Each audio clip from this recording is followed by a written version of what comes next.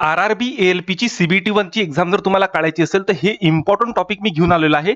एवढे टॉपिक तुम्हाला करायचेच आहे. बघा बरेच YouTube चॅनल क्लास आहे YouTubeला. तुम्हाला माहिती आहे की त्याच्यावर ते सांगतात की असा अभ्यास करा, हे करा, ते करा. परंतु आपण जे इम्पॉर्टंट टॉपिक आहे आपल्याला PhD करायची नाही आहे. कमी टाइम आहे, लिमिटेड टाइममध्ये आपल्याला सर्व काही आपल्या कव्हर झालं पाहिजे. तर हे मोस्ट इम्पॉर्टंट टॉपिक आहे, हे करायचे आहे. तर हे टॉपिक तुम्ही म्हणता सर कुठून आणले तुम्ही? मी काही देव नाही आहे की एकदम पेपरमध्ये कुठला पेपर येईल ते सांगू शकतो. मला एक्झॅक्ट माहिती आहे की सिलेबस काय आहे. हे सिलेबस मधले टॉपिक आहे आणि PYQ मध्ये जे आले आहे प्रिव्हियस इयर क्वेश्चन मध्ये ते टॉपिक मी इथं घेतलेलं आहे. मागच्या वेळेस त्यांनी सिलेबस प्रॉपर मेन्शन होता केला, यावेळेस मेन्शन पण केलेलं आहे आणि काही इम्पॉर्टंट टॉपिक आपण PYQ मधले कुठले कुठले करायचे ते मी सर्व तुम्हाला सांगणार आहे. म्हणजे हे जे आहे माहिती याच्या बाहेर माहिती जाणार नाहीये. पहिले एवढे टॉपिक इम्पॉर्टंट पहिले करायचे आहे, नंतर बाकीच्या सब्जेक्टला हात लावायचा आहे. एकूण एक गोष्ट सांगणार आहे, शेवटपर्यंत व्हिडिओ बनवून घ्या. कारण की यावेळीची जर तुम्हाला CBT 1 क्रॅक करायची आहे आणि LP लागायचंच असेल तर सिरियसली हे टॉपिक करायचे आहे. ओके, तर वन बाय वन सर्व सविस्तर बोलतो. पहिले मॅथमॅटिक्स बद्दल बोलू. सर्वात पहिले बघा CBT 1 जी एक्झाम आहे ही आपली 75 मार्क्स साठी आहे.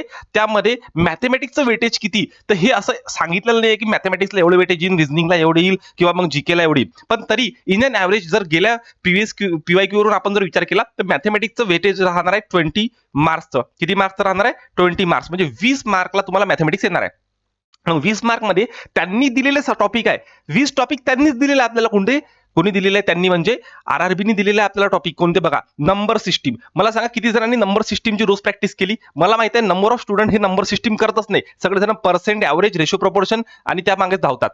नंबर सिस्टीमवर असा कुठलाच आर-आर-बीचा पेपर झाला नाही की पेपरमध्ये प्रश्न आलेला नाहीये. नंबर सिस्टीम करून घ्या बाबांनो, ठीक आहे? Number system. त्यानंतर आहे बॉडमास. बॉडमास इतका इम्पॉर्टंट आहे, खूप जोरदार आहे. मी क्लासमध्ये नंबर सिस्टीम, बॉडमास, डेसिमल हे छोटे छोटे टॉपिक जे दिले आहे ना पहिले याच्यावर कव्हर करतोय. कारण की यामधूनच तुमचे 20 पैकी 18 म्हणजे 12 ते 13 प्रश्न ते आवरून येतात. पण मुलं ते न करता जास्त म्हणजे पर्सेंटेज करत बसतात दिवसभर. सिंपल इंटरेस्ट एक एकच प्रश्न येणार आहे, त्याला येणार आहे, याला येणार आहे. तर वेटेज समजून घ्या. हे जे वेटेज सांगत आहे मी तुम्हाला, हे सर्व आर-आर-बीने आपल्या ALPच्या नोटिफिकेशन मध्ये टाकलेलं आहे. बॉडमास एक स्पेशल टॉपिक टाकलाय. म्हणजे बॉडमासवर एक प्रश्न येणार आहे, त्याची प्रॅक्टिस करावी लागणार आहे आपल्याला. मी फ्री ऑफ कॉस्ट मध्ये काही बेसिकचे लेक्चर टाकलेले आहे आपल्या ऍपवर. ओके, ते बघून घे जा. त्यानंतर बघा नंबर सिस्टीम, बॉडमास इंडेक्स ज्याला कंचे भागू बेवा मराठीमध्ये म्हणतो. त्यानंतर डेसिमल दिलाय. डेसिमलचा मी प्रॉपर एक सेक्शन कव्हर केलाय. त्यानंतर फ्रॅक्शनचा कव्हर केलाय आपण. LCM, SCF खूप जास्त इम्पॉर्टंट आहे. SCF, LCM, ratio and proportion. त्यानंतर percentage, mensuration, time and work, time and distance, simple and compound interest, okay, profit and loss, algebra, geometry and trigonometry, elementary statistics, square root, age calculation, calendar and clock and pipe and crystal आणि सोबत etcetera सुद्धा म्हटलंय. Etcetera म्हणजे याच्यापेक्षा वेगळं येऊ शकते. पण पहिले तर 20 टॉपिक इथून घेऊन झाले. म्हणजे एक एक प्रश्न जरी एक एक टॉपिकवरचा घेतला तर 20 टॉपिक तुमची इथंच कव्हर होऊन राहिले. आणि यापेक्षा वेगळं येणारही काय मला सांगा. ठीक आहे, म्हणून सर्वात पहिले हे 20 टॉपिक जे ऑलरेडी सांगितले आहे आर-आर-बीनी नोटिफिकेशन मध्ये ते करा. मग बाकीच्या टॉपिक कडे जा. आणि असे नका करू की मला हे येते. याची प्रॅक्टिस करणं खूप गरजेचं आहे. पहिले प्रॅक्टिस करा, बेसिक पासून प्रॅक्टिस करा. एक एक मार्क आहे, थेंब थेंब तळे साचे. चला नेक्स्ट, मॅथमॅटिक्स क्लिअर झालं. ते एवढे टॉपिक तुम्हाला करायचे, 20 मार्क तुम्हाला जास्तीत जास्त इथून 20 पैकी 20च मिळून जाणार. ओके, त्यानंतर मेंटल ॲबिलिटी आर-आर-बीनं सांगितलेल्यानुसारच हा सिलेबस आहे. यामध्ये सुद्धा 75 पैकी 20 प्रश्न हे मेंटल ॲबिलिटीचे येण्याचे चान्सेस आहे. असं सांगितलेलं नाहीये, पण गेल्या PYQ वरून 20 प्रश्न हे मॅथचे आणि 20 मेंटल ॲबिलिटी म्हणजे रिझनिंगचे येतात. तर रिझनिंग मध्ये 15 टॉपिक आर-आर-बी आपल्या नोटिफिकेशन मध्ये दिलेले आहे ALPच्या. बघा त्यामध्ये अॅनालॉजी दिलेलं आहे, alphabetical and number series. Number सिरीजवर खूपदा प्रश्न आलेले आहे. अल्फाबेटिकल पर ऑर्डरवर आलेले आहे. ओके, त्यानंतर कोडिंग, डिकोडिंग खूपदा प्रश्न आलेले आहे. मॅथमॅटिकल ऑपरेशन एक नंबर टॉपिक आहे, करावंच लागते. रिलेशनशिप, ठीक आहे. त्यानंतर सिलोलिझम, जम्बलिंग, वेन डायग्रामवर दरवर्षी प्रश्न असतो. Data interpretation and sufficiency, conclusion and decision making हे थोडे वेगळे प्रश्न असतात. मी खूप चांगल्या प्रकारे घेतलेले आहे ते क्लासमध्ये. Okay, similarities and differentiation, analytical reasoning, classification, direction, statement, argument and assumption etcetera इथं सुद्धा म्हटलंय. म्हणजे याच्या व्यतिरिक्त पण काही प्रश्न बनू शकतात. ओके, तर हे 15 टॉपिक तिथं दिलेच आहे. 20 प्रश्न येणार आहे. नंबर सिस्टीम, अल्फाबेट सिस्टीम हे वेगवेगळे टॉपिक बनतात, त्याच्यावर 2 वेगवेगळे प्रश्न बनू शकतात. ठीक आहे, तर सर्व टॉपिक आपल्याला कव्हर करायचे आहेत जे इथं दिलेले आहे. बाकी मग भारूड नंतर वाचायचं आहे. PhD करायची नाहीये. लिमिटेड टॉपिक, कमी वेळ, जास्त अभ्यास. ठीक आहे, फोकस ठेवा. जेवढे टॉपिक सांगितले आहे पहिले तेवढे करायचे आहे. मग त्यानंतर नेक्स्ट मेंटल ॲबिलिटी 20. त्यानंतर जनरल सायन्स. बघा जनरल सायन्सच इथं सगळ्यात जास्त धोका देणार आहे. कारण की जनरल सायन्स मध्ये त्यांनी डिस्क्रिप्शन सांगितलंच नाही किती बसेल. तर यामध्ये सांगितलं द सिलेबस अंडर दिस शाल cover physics, chemistry and life science, 10 standard म्हणजे 10वीच्या लेवलपर्यंत तुम्हाला करायचं आहे. मग आता 10वीची लेवल म्हणजे किती, तर याच्यामध्ये बघा मी थोडंसं वेगळ्या प्रकारे काढून दिलंय. तिथं असा सिलेबस दिलेला नाहीये, हा PYQ वरून. ओके, याचे सुद्धा टोटल 3 मिळून 20च मार्कासाठी प्रश्न येईल. म्हणजे लाईफ सायन्स हे 20 मार्क लाईन म्हणजे 20, 20 दोन्ही 40, 20 60 झाले आतापर्यंत. तर याच्यामध्ये 3 पार्ट पडतात. त्यामध्ये पहिला केमिस्ट्री, सर्वात जास्त प्रश्न केमिस्ट्रीवर आले आहे. फिजिक्स 2 नंबर आणि बायोलॉजीवर खूप कमी 1-2 प्रश्न आलेले आहे. तर केमिस्ट्रीचं कोणकोणते टॉपिक इम्पॉर्टंट आहे ते नोट डाऊन करा, स्क्रीनशॉट काढून घ्यायचा. ओके, त्यामध्ये concept of matter, chemical classification of matter, atom and structure, खूपदा ॲटमवर स्ट्रक्चरवर प्रश्न आलेला आहे. त्यानंतर पिरियॉडिक टेबलवर प्रश्न खूप जास्त आलेले आहे. Classification of element, minerals and ores, world of carbon, acid, base and सॉल्टवर प्रश्न आलेले आहे. Chemical reaction, radioactivity and nuclear chemistry आणि मिसलिनियस केमिस्ट्री. मिसलिनियस म्हणजे सांगता येत नाही. ओके, त्याच्यामधलं काही वेगळंच काहीतरी विचारून टाकेल काही, तर हे आपल्याला PYQ वरून करणं गरजेचं असते. PYQ प्रिव्हियस इयर क्वेश्चन वरून. ओके, तर हे सर्व टॉपिक आपण क्लासमध्ये कव्हर करता आता एक एक 1 बाय 1 सर्व टॉपिक करून घेऊ. म्हणजे केमिस्ट्रीचे 7 ते 8 प्रश्न येणार 20 पैकी, तर ते आपले बरोबर आले पाहिजे. त्यानंतर बघा केमिस्ट्री नंतर जे फिजिक्सचे टॉपिक आहे ते आपण PYQ वरून अंडरस्टँड केलेले आहे. त्यामध्ये measurement, motion and types of motion. Okay, law of motion, gravitation, pressure, energy, work and power खूप जास्त महत्वाचं आहे. Sound, light, current, electricity, magnetism, star and solar सिस्टीमच्या रिलेटेड टॉपिक आहे आणि इलेक्ट्रोमॅग्नेटिक स्पेक्ट्रम.